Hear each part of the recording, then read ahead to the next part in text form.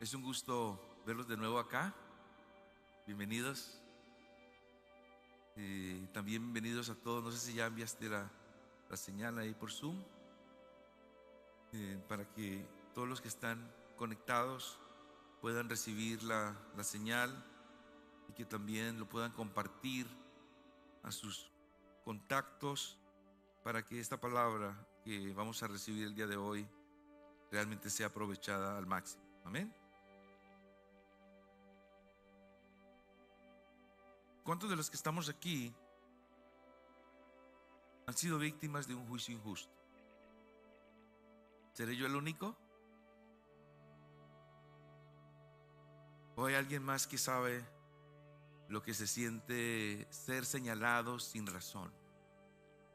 Que alguien te señale por algo que tú no cometiste. Y yo les voy a contar un testimonio. Cuando yo era niño, en mi primer año de primaria, y en ese tiempo, en mi tiempo no existía el concepto del pre-kinder, del kinder, sino que tú cumplías 7 años y ya, de una para la escuela. No te metían antes porque supuestamente no estabas listo, sino justamente a esa edad, a los 7 años, entrábamos directamente a la escuela. Y recién yo ingresado, tal vez llevaría, no sé si un mes o algo así, primeros días de la escuela, que en mi país se empieza el año escolar. En mi época se empezaba en el mes de septiembre, en el calendario que se tiene aquí. Y resulta que alguien dejó el baño sucio, el baño de los estudiantes sucio, y, y alguien le dio por señalarme a mí, y resulta que todos los que estaban al lado me señalaron a mí y terminé rodeado de dedos que me apuntaban, que era yo. Entonces la maestra ordenó que me agarraran y me llevaran entre 4. Uno aquí en pie, otro del otro de la mano de acá, y yo me volteaba, yo no podía entender que me estaban acusando de algo que yo no había hecho. Y yo todavía me acuerdo, y de verdad anoche que me recordé, derramé una lágrima porque me acordé de lo frustrado, lo difícil, lo incómodo, lo injusto de que te estén acusando de algo que tú no hiciste. Es que yo no lo hice. Pero entonces todos se unieron a acusarme, me pusieron el paredón, nos ponían allí al frente de todos los estudiantes, empinados así, por un tiempo. Y además nos pegaban con una regla así dura en la mano. Fue duro. Y yo recuerdo ese momento como si fuera hoy. Muy difícil, avergonzado, castigado. Y todavía me duele, o más bien el recordar ese momento, porque pues no guardo rencor, pero recordarlo me impresiona muchísimo. Y años después, siendo adulto, viví algo similar cuando yo era empleado de una empresa. Por alguna razón el jefe no le caí muy bien y busqué la forma, o sea, con los jefes que tenía estaba bien y me cambiaron por un jefe nuevo, y pues el jefe nuevo no conocía mi historia, llevaba 12 años trabajando en la empresa y gracias a Dios me estaba yendo bien, y no sé si fue que por envidia o qué, me hizo la vida imposible y me acusó injustamente. Me llevaron a recursos humanos, me hicieron una junta como de 12 personas y yo ahí, y empiezan a decirme una cantidad de cosas que yo no había hecho. Y yo pedí permiso, yo no podía creer, yo miré al jefe y no podía creerlo. Le dije simplemente que me dieran un minuto. Salí de esa sala y me fui, salí del edificio y lloré. Yo miraba al cielo y decía, no puede ser. No puede ser que me estén acusando de algo que es falso.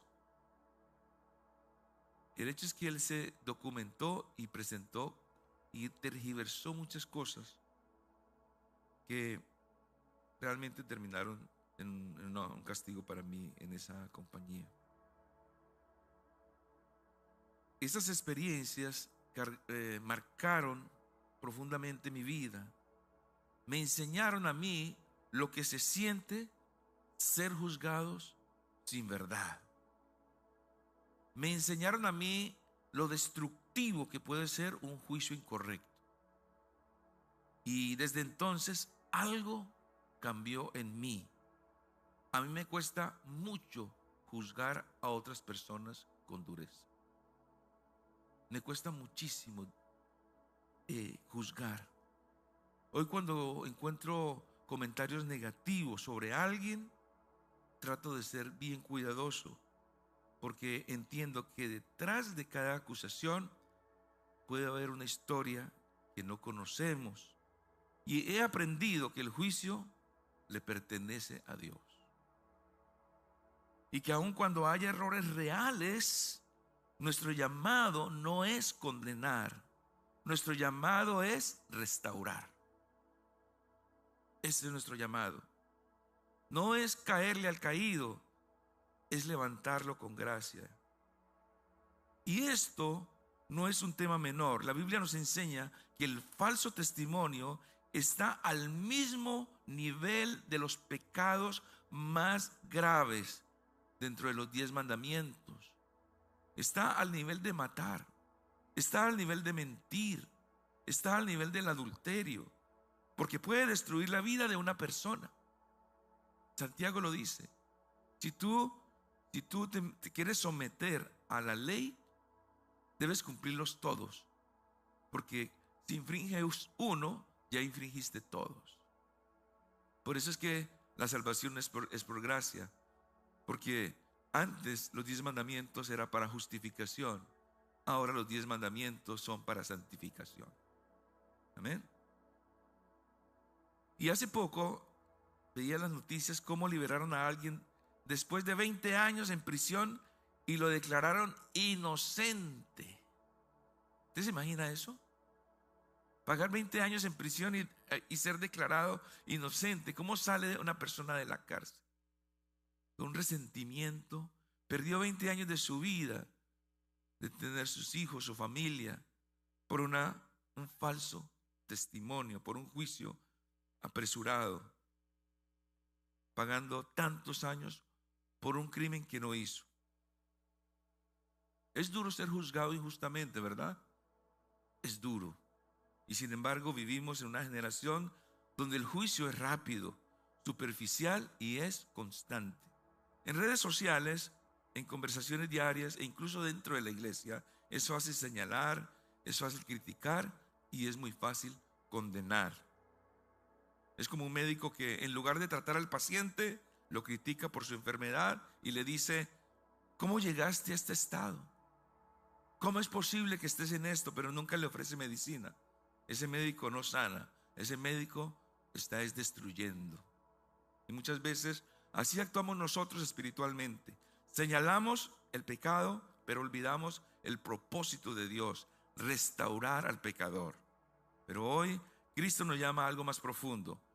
No a ignorar el pecado, sino a tratarlo con la misma misericordia con la que Él nos trató a nosotros. Con la misma misericordia con la que Él nos trató a nosotros. En Mateo 7, del 1 al 5, hay una declaración de Jesús allí cuando estaba en el Sermón del Monte. Yo se lo voy a leer, creo que no lo puse en la pantalla. Se los voy a leer. Dice así: no juzguen para que no sean juzgados. No juzguen para que no sean ¿qué? Juzgados. Porque con el juicio con que juzgan serán juzgados, y con la medida que miden serán medidos. Mis hermanos, a mí esa palabra me pone la piel de gallina, porque me está diciendo que así como yo señalo, me van a señalar a mí, con el mismo juicio que yo señalo. Y mire que cuando uno está señalando a alguien, hay 3 dedos que le apuntan a uno, ¿sí? O sea, hay más cosas contra uno que lo que uno tiene contra otro. ¿Por qué miras la brizna de paja que está en el ojo de tu hermano, pero dejas de ver la viga que está en tu propio ojo? ¿Qué entienden ustedes por brizna de paja? Como algo que le estorba a uno en el ojo. ¿Le ha pasado a usted que le entra en el ojo y usted es así? Le duele en el ojo y usted se lo quiere quitar. Algo, y usted logra sacárselo, pero es algo pequeño, es algo insignificante. pero molesta en el ojo, ¿verdad? Dice, ¿por qué miras esa brizna en la paja de la persona y no miras la viga que está en tu propio ojo? ¿Qué es una viga para ustedes? Yo veo una viga, esta es una viga, mire. Y creo que esa es una viga, ¿verdad? Una cosa grande, fuerte.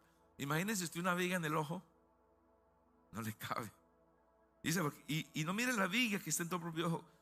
¿Cómo dirás a tu hermano, deja que yo saque la brizna de tu ojo? Y he aquí, la viga está en el tuyo. Hipócrita, saca primero la viga de tu propio ojo y entonces podrás ver para sacar la brizna del ojo de tu hermano.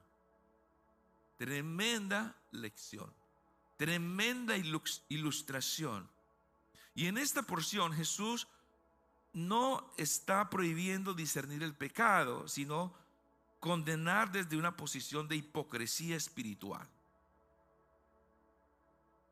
¿Qué es hipocresía a propósito? ¿Qué es hipocresía? Hipocresía es pretender ser algo que no soy.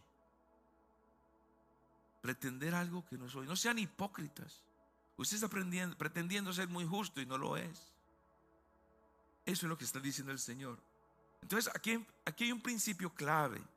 Antes de corregir, debemos examinarnos. Antes de señalar, debemos recordar la gracia que recibimos. Jesús utiliza un lenguaje ilustrativo, la paja y la viga. La paja representa una falta visible en otro, mientras que la viga simboliza un problema mayor en la persona que está juzgando. Entonces, el contexto no elimina la necesidad de confrontar el pecado, sino que establece el orden correcto. Primero, autoexaminación, con humildad, ir a la persona y restaurar. ¿Sí? Autoexaminación y con humildad restaurar. No es una prohibición que el Señor Jesús está haciendo de corregir, es una condena a la hipocresía espiritual. Condena a la hipocresía espiritual. Vamos a estudiar esta enseñanza a la luz de 3 puntos. En primer lugar, vamos a ver si lo tienes allí, en primer lugar. El peligro de juzgar sin misericordia. Y vamos a estudiar este solo versículo que hemos leído de Mateo 7. Vamos a despedazarlo en 3, ¿ok? En primer lugar, leamos los versículos 1 y 2, que dicen, no juzguen para que no sean juzgados, porque con el juicio con que juzgan serán juzgados, y con la medida con que miden se les medirá. Jesús establece un principio espiritual de reciprocidad. Con la medida que mides serás medido. Mis hermanos, a nadie, por muy malo que sea, se le debe desear que se vaya al infierno.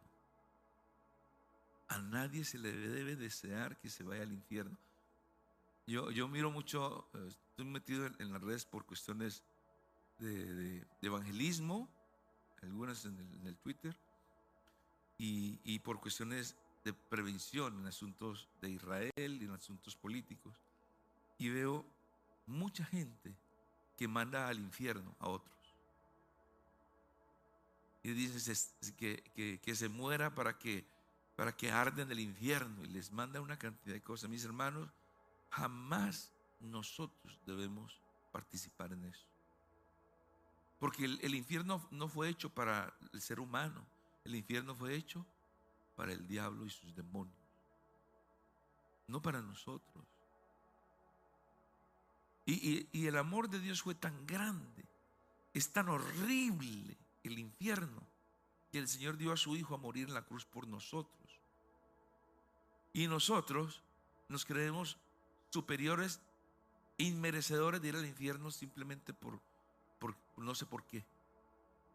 Nos creemos muy buenos, en cambio otro muy malo para vivir. Mis hermanos, el juicio es de Dios. Así sea la persona más mala, si en el último segundo de su vida se arrepiente, les puedo decir que el Señor le perdona. Les puedo decir, y ahí en la Biblia está, en todas las 40 parábolas, hay una precisa que lo explica muy bien. Para el Señor es el juicio.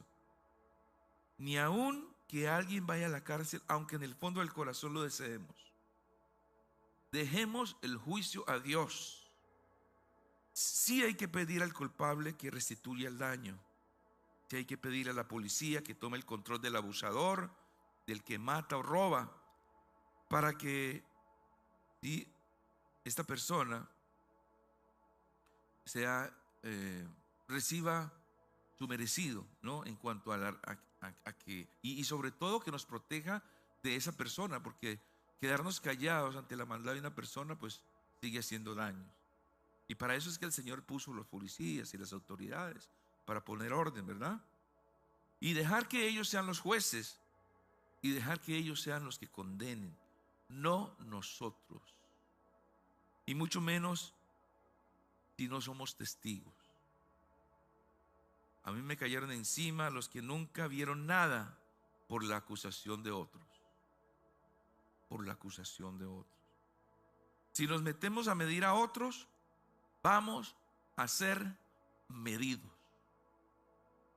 Mis hermanos, esto es muy serio. Lo dijo Jesús. Si te pones a medir a otro, a un semejante, y con la misma medida que tú estás midiendo, tú vas a ser medido. Esto no es solo una advertencia ética, sino una revelación del carácter del reino de Dios. Así es el reino de Dios.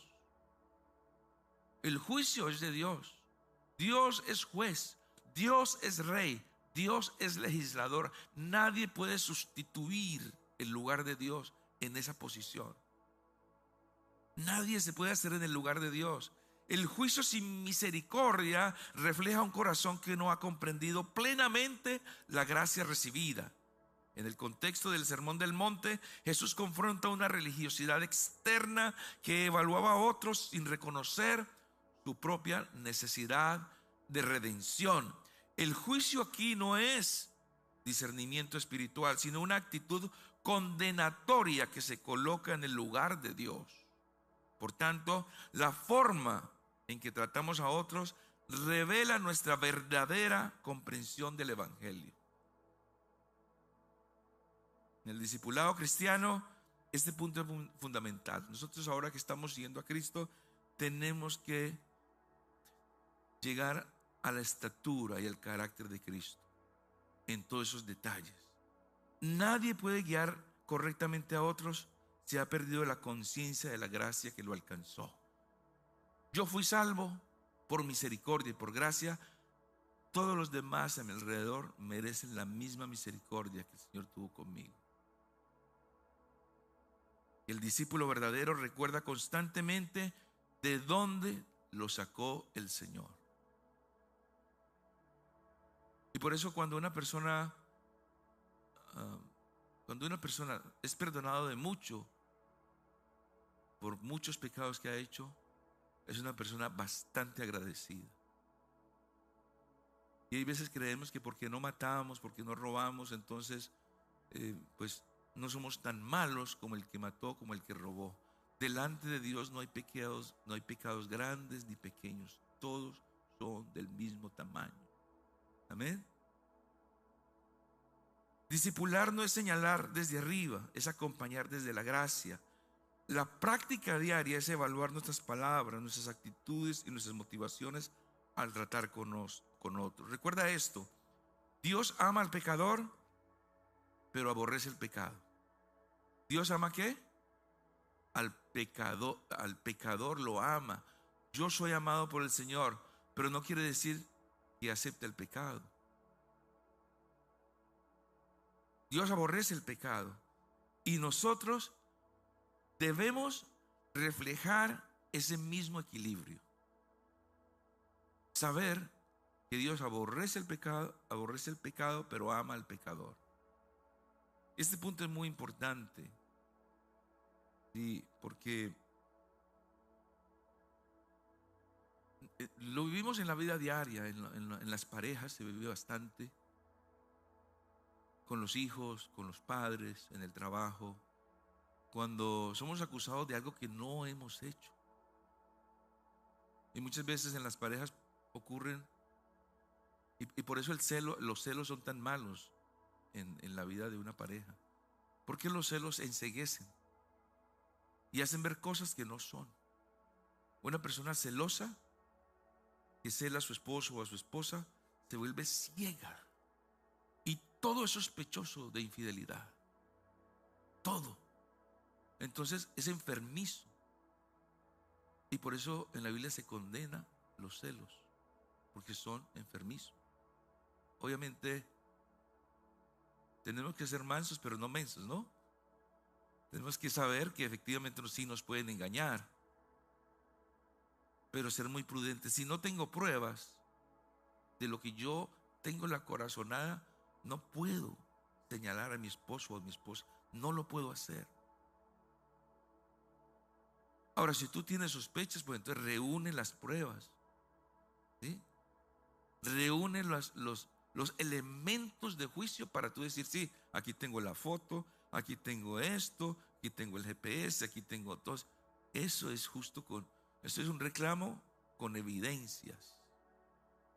Lo demás es un juicio injusto. En la parábola del siervo malvado de Mateo 18:24 se nos habla de un siervo deudor que fue perdonado de una gran deuda, pero exige a otro una pequeña cantidad sin compasión. Léalo ahí en su casa, Mateo 18:24. Tremenda parábola, ilustra justamente esto. Vamos a terminar este punto con esta frase de impacto. El que ha sido alcanzado por la gracia no puede tratar a otros sin misericordia.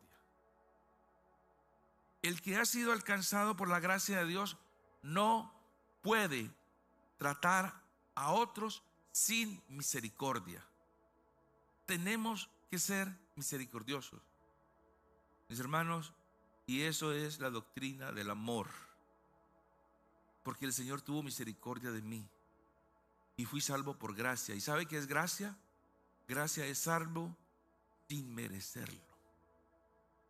Soy salvo sin merecerlo. Yo no hice nada para merecer el perdón de Dios, solamente por misericordia. El que hizo todo para mi salvación fue Jesús en la cruz. Por eso mis obras son muertas, pero la obra que vale es la obra de Jesucristo. Amén. Entonces, Él hizo todo. Nosotros tenemos que tener un corazón de misericordia con la gente. Mis hermanos, estamos rodeados de gente imperfecta. La gente no anda a la velocidad con la que yo ando. Yo ando a 100 por hora espiritualmente, pero aquí en este recinto hay gente que anda a 10, hay gente que anda a 20, hay gente que anda a 50 y algunos andan en 0. Y porque no están en la misma velocidad mía, entonces yo tengo que condenarlos, señalarlos, acusarlos. No. El trabajo de una iglesia, la iglesia es un hospital de las almas. El trabajo de nosotros es ayudar a la gente que suba al nivel que queremos que lleguen. Y si ha fallado, mis hermanos, la Biblia nos enseña, Jesús nos enseña que hay que exhortar en amor. En amor. Si no vino a la reunión, si no estuvo en esto o aquello, si no, lo primero que puede hacer es, mira, tan incumplido, tan incumplida. Empezamos a señalar. Investiguemos, documentémonos. Y si realmente es cierto lo que estamos pensando, pues hay que llamar a la persona. Mire, te comprometiste en esto, estás fallando, esto. La Biblia dice esto, y le muestra a usted con la Biblia que el Espíritu Santo, dice Juan 16:8, que el Espíritu es el que convence al ser humano, no nosotros. Es el Espíritu Santo. No podemos agarrar a la gente a bibliazos y a meter la Biblia de afuera hacia adentro. Eso es de adentro hacia afuera. Que sea la palabra la que hable. En segundo lugar, la hipocresía espiritual ciega el corazón. La hipocresía espiritual, ¿qué? Ciega el corazón. ¿Qué es? Mire esa analogía. ¿Qué es ceguera? Ceguera es no poder ver. Ceguera es no poder ver, ¿sí?, lo que uno debería ver. Entonces, una hipocresía, o sea, pretender ser lo que no soy espiritualmente, me hace cegar el corazón. Y al cegar el corazón, entonces pierdo misericordia, pierdo amor. Mateo 7, 3 al 4 dice: ¿por qué miras la brizna de paja que está en el ojo de tu hermano, pero dejas de ver la viga que está en tu propio ojo? ¿Cómo dirás a tu hermano: deja que yo saque la brizna de tu ojo, y he aquí la viga está en el tuyo? Entonces aquí Jesús confronta la incoherencia. Ver claro, allí claramente, la falta ajena, mientras se ignora el pecado propio. Aquí vemos no solo un problema moral, sino un problema espiritual. Falta de autorrevelación.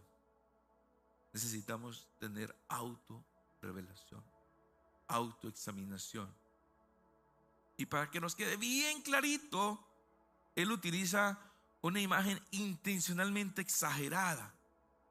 A propósito de exageración, la semana pasada yo dije algo que en una ilustración cuando decía que el corazón es el único órgano que funciona mientras dormimos.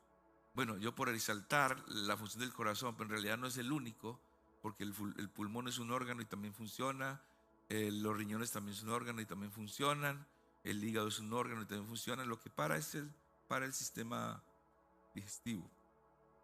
Lo que quise dar a entender es que hay órganos que cumplen una función indispensable en la vida del ser humano en aquella oportunidad. Pero aquí el Señor está hablando de una ilustración bastante exagerada. Y esto revela una distorsión espiritual, la incapacidad de verse a sí mismo con claridad mientras se observa críticamente a otros. La hipocresía aquí no es solo fingir, es una ceguera espiritual que es progresiva. Nos vamos convirtiendo en jueces en todo. Todo lo juzgamos, todo lo señalamos, a todos los culpamos, pero yo no soy culpable de nada. La persona pierde sensibilidad a su propio pecado mientras desarrolla una agudeza para detectar el pecado de los demás. Esto demuestra una desconexión con la obra del Espíritu Santo, quien es el único que convence. Guárdese este versículo, Juan 16:8. Juan 16:8. El Espíritu Santo es el que convence de pecado, de justicia y de juicio. Sin esa obra interna, el creyente reemplaza la convicción por crítica. Nosotros no somos el Espíritu Santo. Nuestra función no es condenar. Nuestra función es guiar a las personas a que conozcan la verdad. En el discipulado este es un peligro bastante serio. Formar creyentes con conocimiento bíblico pero sin transformación interna. ¿De qué nos sirve tanta Biblia? ¿De qué nos sirve tantas reuniones? ¿De qué nos sirve tanta oración? ¿De qué nos sirve tantas actividades espirituales? ¿De qué nos sirve haber ido a servir a tantos retiros si no tenemos una transformación interna del corazón? Misericordia. Tener misericordia. Un discípulo maduro es aquel que permite que el Espíritu Santo lo examine continuamente. La práctica espiritual aquí es el autoexamen constante, la rendición del corazón y la humildad. Antes de corregir a otros, el discípulo se somete primero al proceso de Dios en su propia vida. Esto produce líderes sanos, capaces de guiar sin condenar. En el discipulado debemos enseñar a depender del Espíritu Santo. Debemos enseñar a depender ¿de qué? Del Espíritu Santo, no a sustituirlo. Yo no estoy adentro de las personas, el Espíritu Santo sí. El Espíritu Santo es quien convence de pecado. Es más, somos creyentes en Cristo, recibimos la salvación, aceptamos a Cristo, no por el que nos enseñó la palabra, sino por la obra del Espíritu Santo dentro de nosotros. Nos abrió los ojos, pudimos ver que somos culpables, que necesitamos arrepentimiento, que sin Cristo podemos ir al infierno. Lo pudimos ver en un instante. En un instante. Es como alguien con lentes sucios intentando corregir la visión de otros. Terminemos este punto con la frase: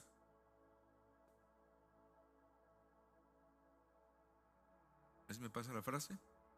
El que no se deja tratar por Dios termina tratando mal a los demás. El que no se deja tratar por Dios termina tratando mal a los demás. Y es un detalle muy importante. Hay una parte que yo he aprendido bastante de la pastora Elsa. Y eso lo he visto desde que la conocí. Es un don que el Señor le dio. Tiene demasiado, no sé si es demasiado, suficiente, grande, ¿sí? Capacidad para no dejarse encender en pleitos y para no condenar a nadie. Ella se preocupa porque los corazones no sean dañados en toda situación. Toda situación es algo impresionante, de verdad. Y he tenido mucho que aprender de ella en esa parte. Cuidar el corazón de la gente. El que no se deja tratar por Dios termina tratando mal a los demás. Tratar mal a los demás daña el corazón, genera resentimiento. Una persona que está siendo mal señalada, regañada injustamente, genera resentimiento. No siente amor.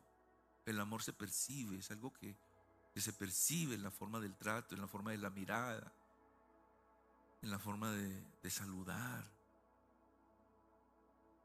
Amén. Vamos al último punto.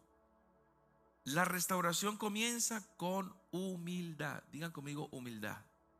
Humildad. La restauración comienza con humildad. Mire lo que dice el verso 5. Hipócritas, saca primero la viga de tu propio ojo y entonces podrás ver para sacar la brizna del ojo de tu hermano. Yo me imagino a todos los fariseos allí escuchando ese sermón.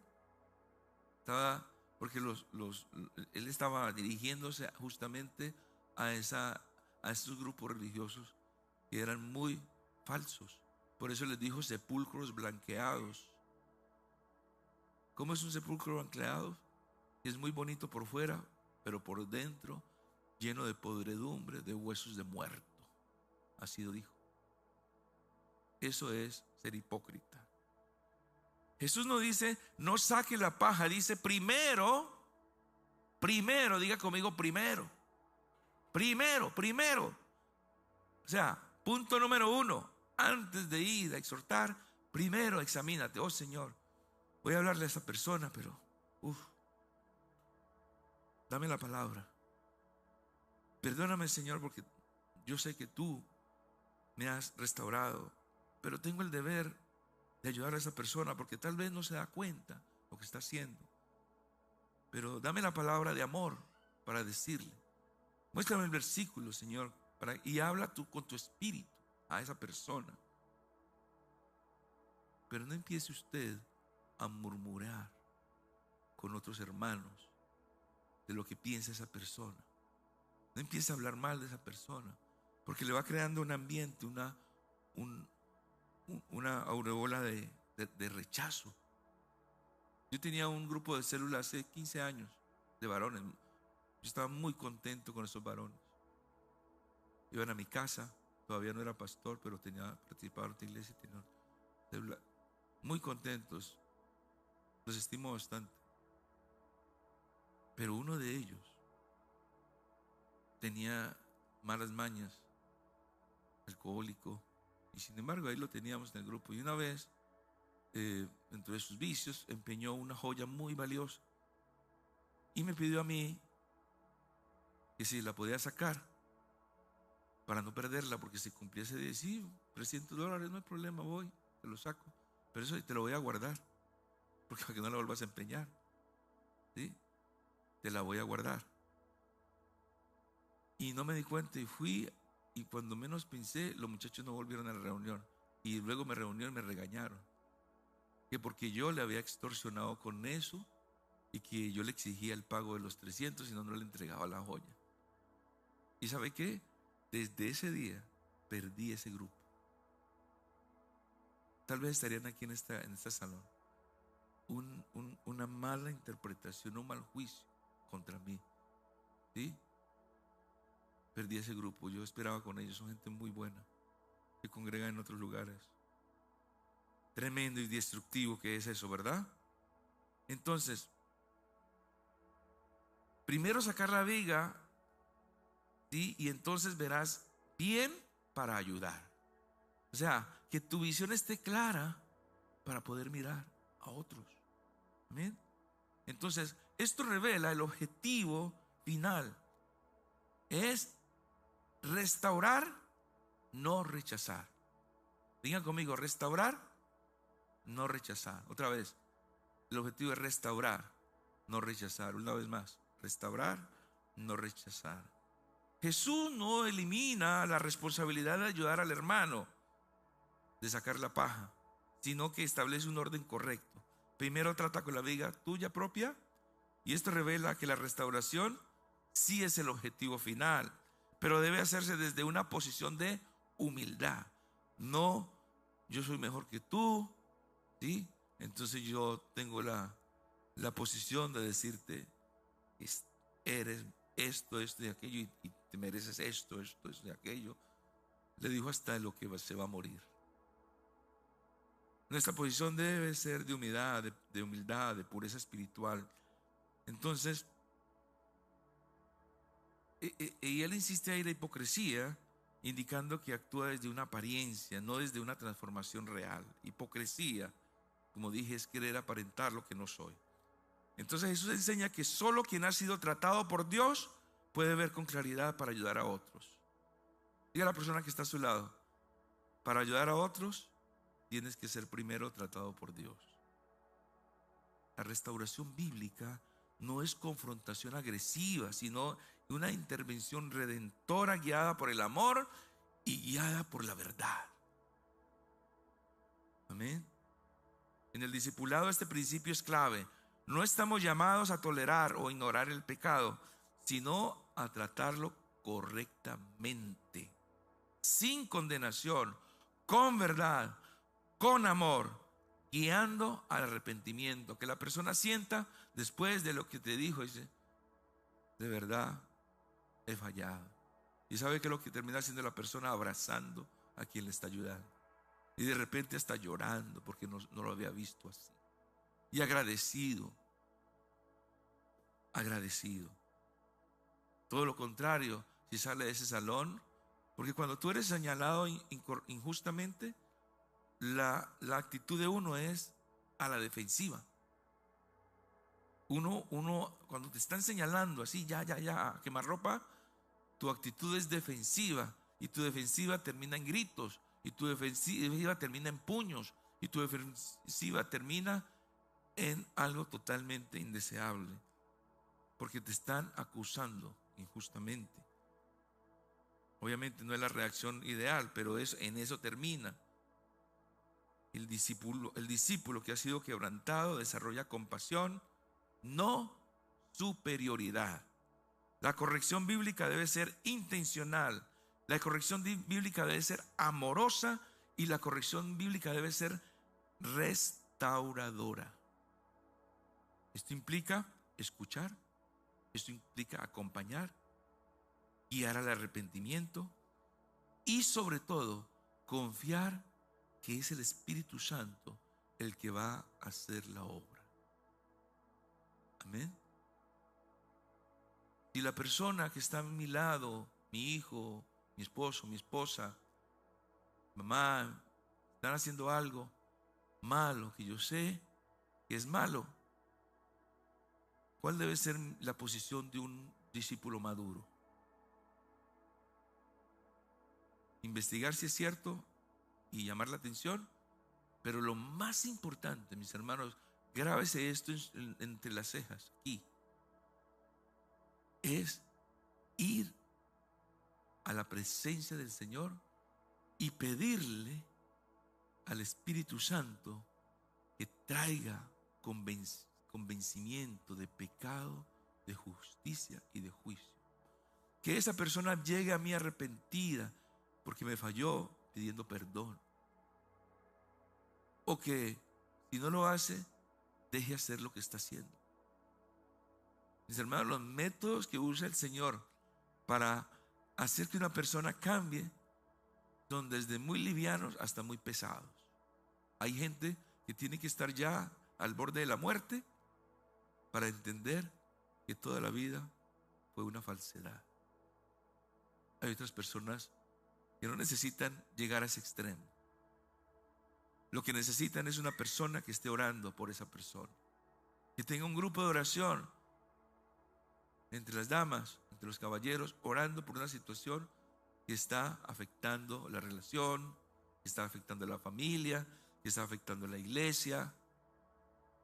Que sea el Espíritu Santo obrando. Para eso es que es el Espíritu Santo. Por eso Jesús dijo: les conviene que yo me vaya, porque si yo no me voy, el Espíritu Santo no va a venir. Y si Él no viene, no hay quien les convenza que necesitan su corrección. El mensaje no es sigue así en tu pecado. El mensaje es: hay salida en Cristo, hay libertad por el poder del Espíritu Santo, hay libertad por el poder del Espíritu Santo. ¿Cuánto le dan gloria a Dios por esto? ¿Cuánto le dan gloria a Dios por el Espíritu Santo?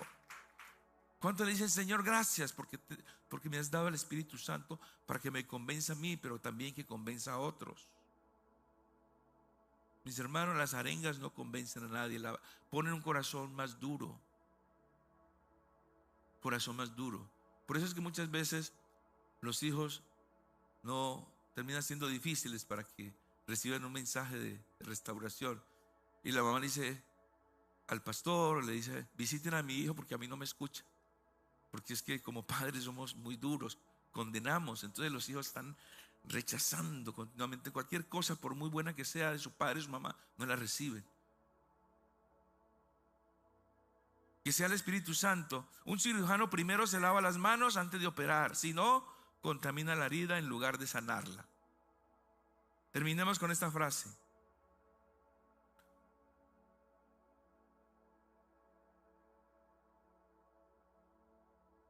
solo un corazón tratado por Dios puede restaurar a otro sin dañarlo. Un corazón que ha sido tratado por Dios es el único que puede tratar a otro sin dañarlo. Y quiero terminar esta enseñanza dejándote saber que el Señor no solo nos está enseñando hoy, sino que nos está confrontando. Antes de mirar a otros, miremos nuestro corazón. Antes de hablar, permitamos que Dios nos trate a nosotros primero. Ese es el resumen de todo este sermón. Eso es lo que el Señor quiere. Vamos a concluir la enseñanza de hoy. En primer lugar, ¿se me lo pone allí? No somos llamados a condenar, sino ¿a qué? A restaurar. Dios no nos envió para destruir al caído, sino para levantarlo con gracia y verdad.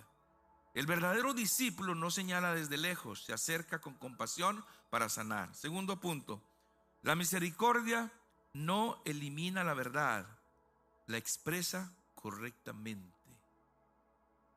La misericordia no elimina la verdad, la expresa de una forma correcta. La verdad sin misericordia, escuchen muy bien, hiere. Una verdad sin misericordia hiere, pero la misericordia sin verdad engaña. En Cristo ambos se unen para confrontar el pecado sin perder el amor. Tener el equilibrio. Tercero, el Espíritu Santo convence, nosotros guiamos hacia Cristo. Nosotros llamamos a ¿quién es el que convence? ¿Quién? El Espíritu Santo. Dígalo con todas sus fuerzas y como si está convencido para que salgamos de aquí con esa convicción. ¿Quién es el que convence? El Espíritu Santo, mis hermanos, no nosotros. Amén. No nos corresponde cambiar corazones, sino dirigirlos al único que puede hacerlo. El discípulo efectivo o el discipulado efectivo depende más de la obra del Espíritu Santo que de todos nuestros argumentos. Por muchos argumentos que tengamos para señalar, no es de nosotros. Y por último, el Evangelio confronta el pecado, pero ofrece ¿qué? Libertad al pecador. El Evangelio confronta el pecado. Sí, Señor. Eso es lo que hace el Evangelio de Cristo. Nos hace ver el pecado. ¿Pero qué? Pero también nos da la salida. Sí, hemos pecado, pero aquí hay un camino. El mensaje de Cristo no ignora el pecado, pero tampoco deja al pecador sin esperanza. Donde hay arrepentimiento hay restauración, y donde está Cristo hay verdadera libertad. ¿Dónde está Cristo hay qué? Libertad. Amén. Gloria a Dios. Vamos a terminar con estas frases. Yo digo una parte y ustedes terminan con la segunda. En primer lugar, antes de juzgar, según Salmo 139, 23, ¿qué? Examino mi corazón. A eso dice el Salmo 139, 23. Antes de juzgar, entonces examino mi corazón.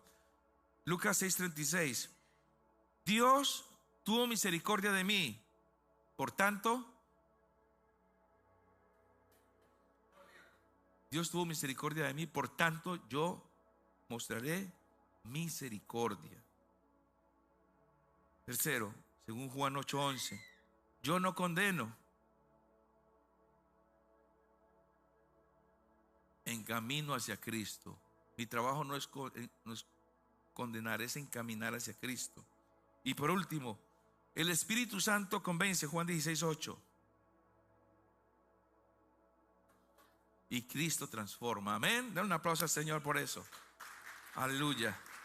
Vamos a ponernos de pie. Vamos a terminar esta actividad de hoy reflexionando sobre lo que hemos aprendido. ¿A cuánto les ha hablado el Señor hoy?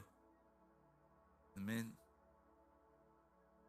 Cierra sus ojos y vamos a meditar. Señor, te damos gracias por tu palabra el día de hoy. Gracias porque en ella hemos aprendido muchísimo.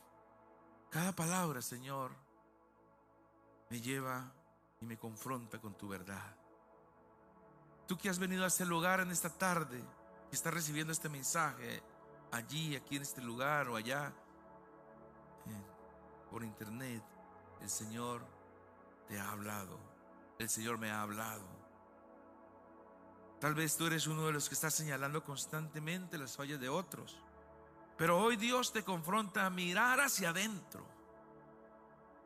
Tal vez has desarrollado una actitud crítica sin darte cuenta, justificando tus palabras como verdad, cuando en realidad hay orgullo espiritual y que opera en tu corazón. Hoy el Señor te llama a un arrepentimiento profundo. Hoy el Señor te llama a quebrantarte delante de Él y permitir que Él sea quien examine tu vida. El cambio comienza cuando dejas de mirar hacia afuera y comienzas a rendirte por dentro.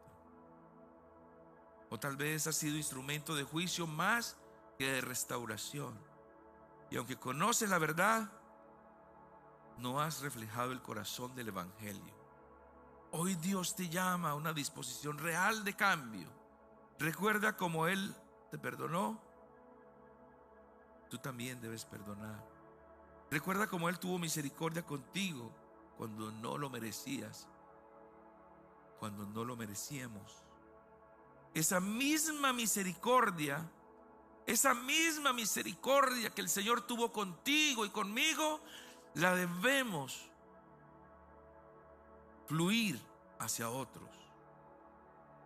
La acción concreta es comenzar a tratar a las personas con gracia, empezar a tratar a las personas con paciencia, empezar a tratar a las personas con un amor intencional. Tal vez estás intentando cambiar a otras personas con tus fuerzas, presionando, corrigiendo, señalando, pero sin depender del Espíritu Santo. Hoy el Señor te llama a asumir una visión correcta, porque Él es quien convence de pecado. Tu rol, mi rol, el rol de todos nosotros, de la iglesia de Cristo, es guiar. El rol de nosotros, el papel de nosotros no es controlar. La acción que hay que tomar es rendirnos, confiando en Dios y permitir que Él haga su obra en los corazones. Y para eso se requiere, mis hermanos, para eso se requiere humildad. Para eso se requiere paciencia. Para eso se requiere una dependencia del Espíritu Santo.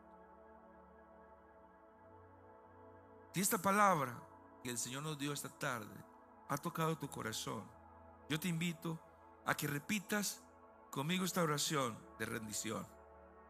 Di conmigo: Señor y Dios justo. Quiero hacer énfasis que Él es el justo. Señor y Dios justo. Hoy reconozco que muchas veces he juzgado sin misericordia. He hablado sin examinar mi corazón y he señalado a otros sin recordar la gracia que tú tuviste conmigo. Y dígalo con fuerza: perdóname por mi dureza. Perdóname por mi orgullo espiritual y por querer ocupar un lugar que no me corresponde. Entiendo que mi lugar es de misericordia con el que falló. Mi lugar es de restaurar al que falló. Que vean en mí la imagen tuya. Que tú me miras, Señor, con amor, a pesar de mis fallas, a pesar de mis errores. Tú me miras con ojos de misericordia. Y yo miro a otros como si yo fuera perfecto. Señor, ayúdame a no seguir en este camino. Espíritu Santo, examina mi interior. Quita toda viga de mis ojos y transforma mi corazón. Enséñame a amar como tú amas y hablar con gracia y guiar con misericordia. Hoy decido, Señor, cambiar, ser un instrumento de restauración y reflejar tu carácter en todo lo que hago. Hoy decido, Señor, restaurar a mi mamá, a mi papá, a mi hermano, a mi hijo, a mi compañero de trabajo, a mi hermano de esta congregación. En Cristo Jesús. Amén. Amén.